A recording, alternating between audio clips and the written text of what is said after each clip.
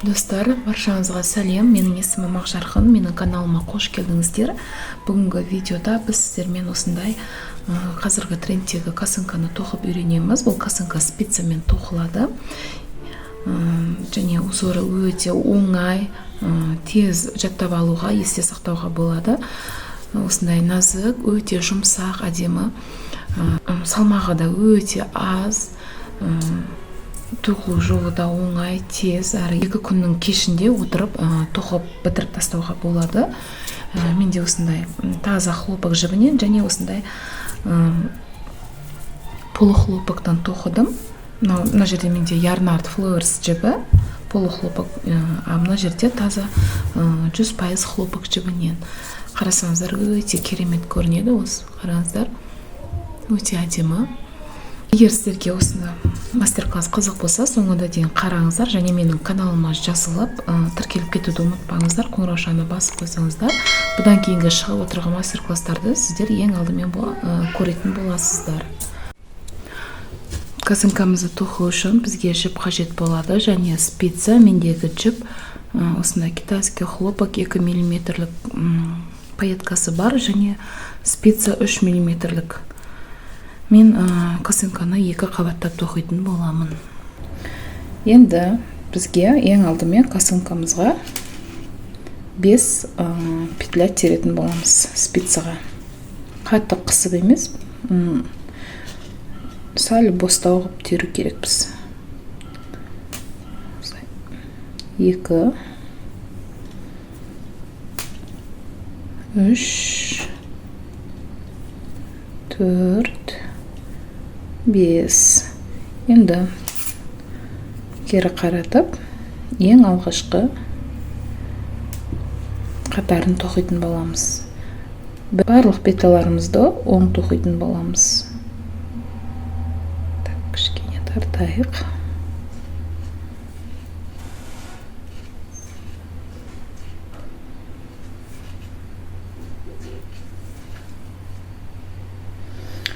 Екінші қатарымыз біздің оң жақ бетіміз болады. Ол үшін ең бірінші осылай спицаға накид аламыз. Ең бірінші петляны оң тоқимыз. Одан кейін тағы да бір накид. 3 петля оң. Енді осы 3 петлямыздың алғашқы ең бірінші тоқыған оң петлямызды 2 петлядан өткізіп алып, мына жаққа шығарамыз.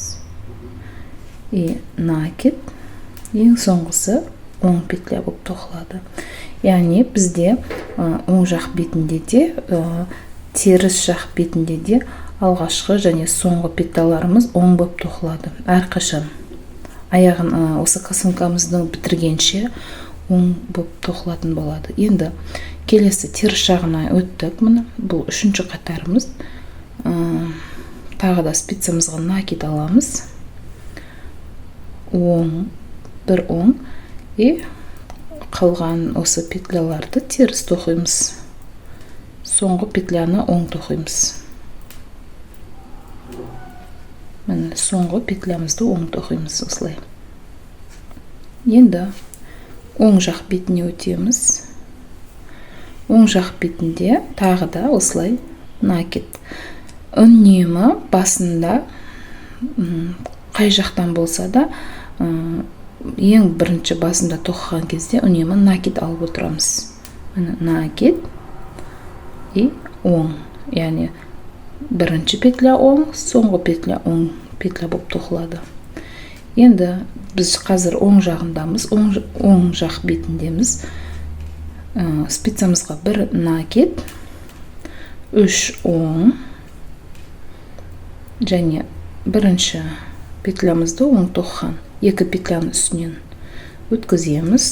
Тағы да накид, 3 оң,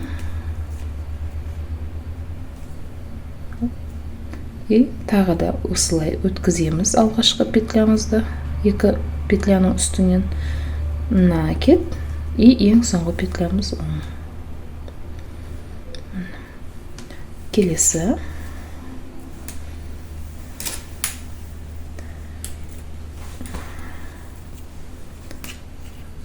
оң жағына, теріс жағына, теріс жақ беті келесі накид, оң, и қалған петляларымызды теріс тоқитын боламыз, теріс жағында.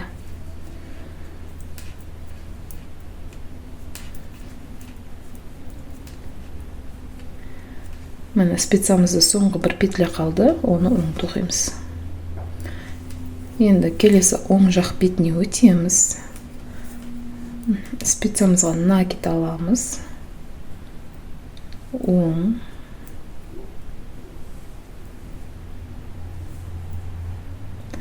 Тағы да накид. 1, 2, 3. Және мына алғашқы оң тоққан петлямызды екеуінің үстінен тастаймыз, өткізіп. Обязательно өткізген кейін накид.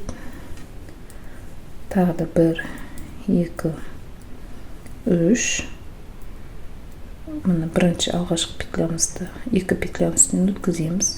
Накид. 3 петляны оң тоқимыз. Тағы да алғашқы петлямызды өткіземіз. Накид. Ең соңғы петлямызды оң тоқимыз. Енді келесі теріс жағына өтеміз. Теріс жағында да накид, оң, и қалған петляларымызды теріс тоқимыз. Ең соңғысынан басқасының барлығы теріс.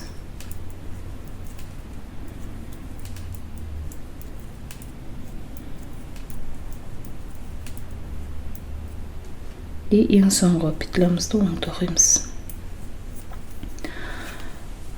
Мінекей, қарасаңыздар, осында кішкене узор пайда болып келе жатыр. Тағы да бір 2-3 қатарын көрсетемін.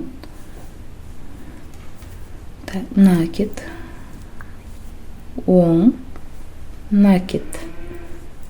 Так, 3 оң.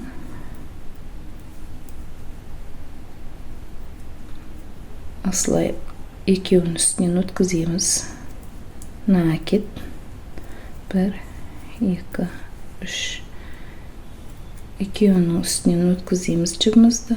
Накид. 1, 2, 3.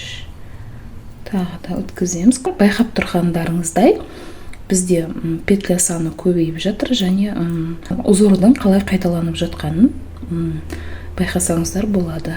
Накид. 1, 2, 3. Алғашқы петлямызды 2 петляның үстінен тастаймыз. Накид, и ең соңғысы оң. Енді теріс жағына өтеміз. Накид. Алғашқы петлямыз оң. Қалғандарын теріс тоқимыз.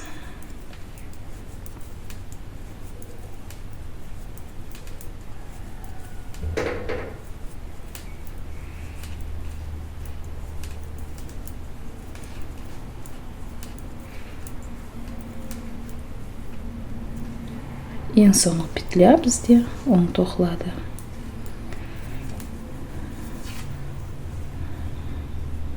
Тағы да бір қатарын көрсетейін сіздерге. Так. Накид. Оң. Накид. 3 оң.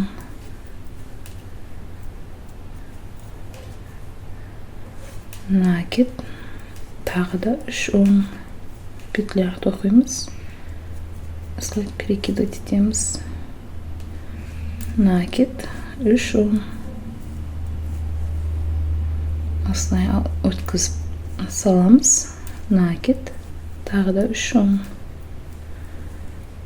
Тағы да накид, осылай өткіземіз. Және накид, 1, 2, 3. Өткіземіз алғашқы петлямызды. Накид, ең соңғысы оң. Осындай бізде әдемі сеткалы узор пайда болады. Осыны біз керекті размерімізге үлкейтіп тоқимыз. Яғни біздің басымыздың айналымына жету керек косынкамыз. одан да үлкен қылып тоқысақ та болады. Ол уже енді бізге шаль болады.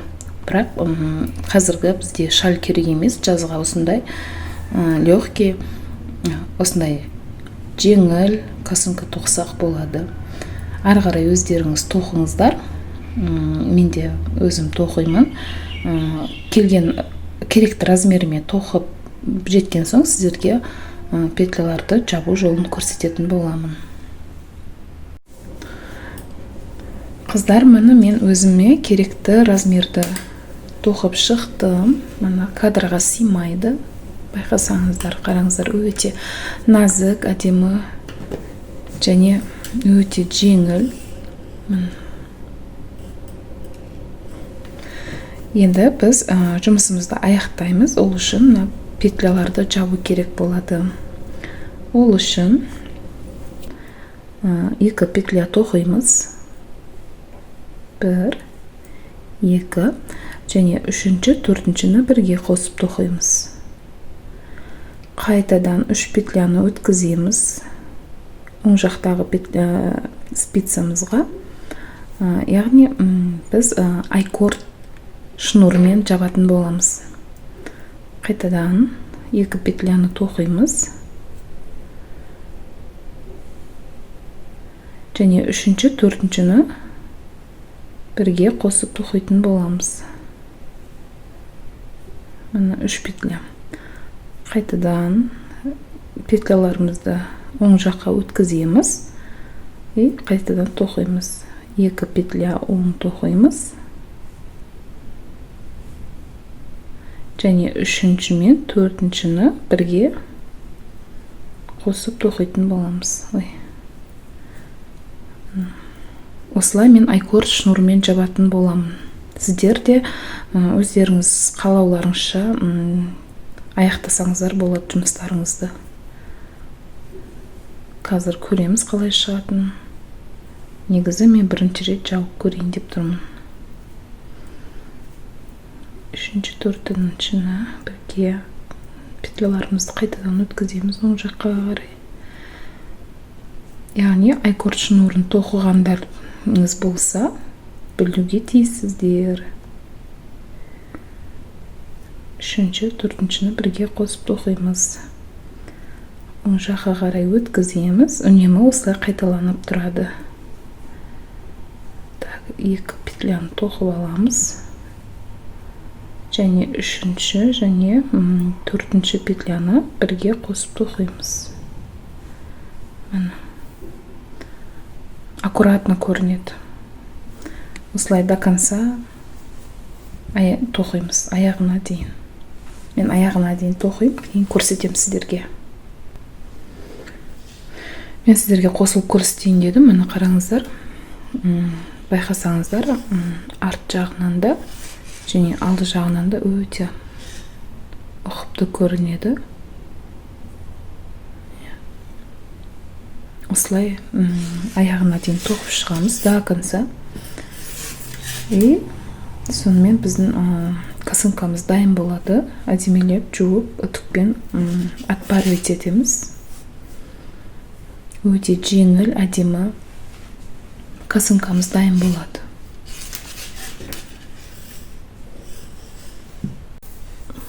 Қыздар, мен осы полушнурмен мені бітірдім. Қалай тоқылатынын көрсеңіздер болады мені. И арт жағынан да өте аккуратно көрінеді. Осылай барлық петляларды мен осылай жауып шықтым.